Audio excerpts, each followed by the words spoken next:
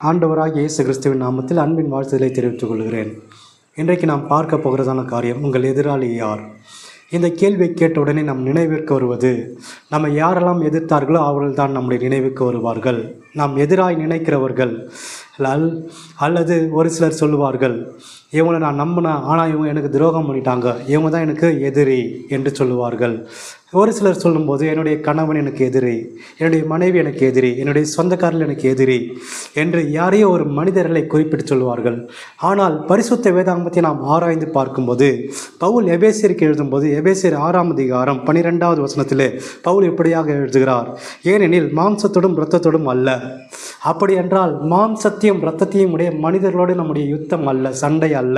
நமக்கு எதிராளி மாம்சமா இருக்கிற மனிதன் அல்ல என்பதை நாம் புரிந்து கொள்ள வேண்டும். அதற்கீழாக ஒரு லிஸ்ட் கொடுக்கிறார், வானம் மண்டலத்தின் பொல்லாத சேனை கோடு கூட. அப்போ வானம் மண்டலத்தின் பொல்லாத சேனை யார் என்று பார்க்கும்போது சாத்தான். அந்த சாத்தான் யார் என்று யாக்கோப்பு எழுதுகிறார். யாக்கோப்பு 4ஆம் அதிகாரம் 7வது வசனத்திலே, ஆகையால் தேவனுக்கு கீழ்ப்படிந்திருங்கள், பிசாசுக்கு எதிர்த்து நில்லுங்கள், அப்பொழுது அவன் உங்களை விட்டு ஓடி போவான். பிசாசுக்கு எதிர்த்து நில்லுங்கள். பிசாசுக்கு நாம் எதிர்த்து நிற்க வேண்டும். அப்போ நம்முடைய எதிராளி யார் என்று பார்க்கும்போது பிசாசு.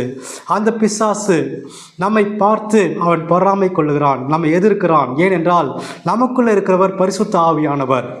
நமக்குள்ள பரிசுத்த ஆவி இருக்கிறார்.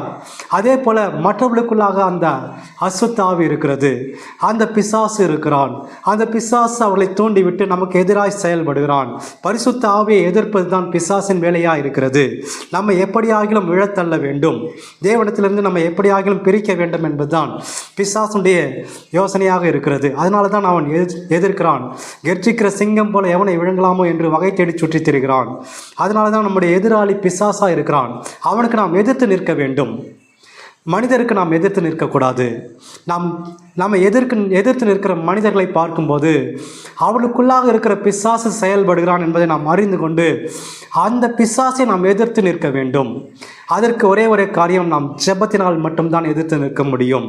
நம்முடைய மாம்சத்தினால் நாம் எதிர்த்து நிற்கும்போது அங்கே வெற்றி கிடைக்காது. நாம் வெற்றி பெற வேண்டுமானால் ஜெபத்தினாலே பரிசுத்த ஆவியின் துணையோடு கூட அவர்களை எதிர்க்க வேண்டும். அதனால தான் பவுல் எழுதுகிறார், சர்வாயுத வர்க்கங்களை தரித்து கொள்ளுங்கள், நீங்கள் பிசாசின் தந்திரங்களோடு எதிர்த்து நிற்க திராணி உழவர்களாகும்படி தேவனுடைய சர்வாயுத வர்க்கங்களை தரித்து கொள்ளுங்கள். தேவனுடைய சர்வாயுத வர்க்கத்தை நாம் தரித்து கொள்வோம். இந்த நாட்களிலே நாம் தேவனிடத்திலே நம்மை அர்ப்பணித்து ஜெபம் பண்ணுவோம். ஏனென்றால் நாம் பலசாலிகளாய் மாறும்படியாக தேவன் நம்மோடு கூட இருக்கிறார். யுத்த காலத்தில் நம்மை நிற்க வைக்கிறார். நம்மை பலப்படுத்தி நம்மை நிற்க வைத்து நம்முடைய எதிராளியாகிய பிசாசோடு போராட